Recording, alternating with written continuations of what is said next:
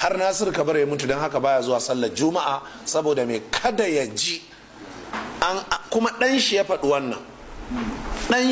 wannan Abdul Jabbaru shi ya faɗi wannan, ya ce saboda shauki imani, wato in aka faɗi manzan Allah sai ji yana kakkarwa sai ya suma. To ya suma din mana ya mutu inda da gaske ne shi ushaku ne, shi ahbabu ne.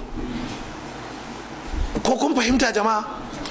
Me suke cewa man ashiqa wa katama fa'affa wa katama famata, suka ce fa huwa shahidun. Wanda ya shiga ishq, bege da kauna,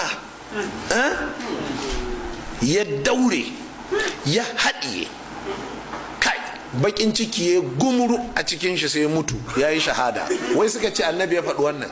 Tsinannu ne wannan hadisin, yan daudu suka kaga shi. Ku karanta tibbin nabawi, can ƙarshen tibbin nabawi ibnul qayyim ya yi kace-kace da wannan hadisin, yan daudu suka kaga shi.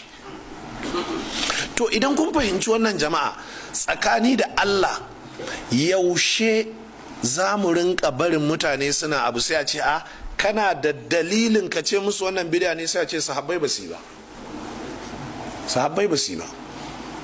Asma'u Hafsa mata annabi sallallahu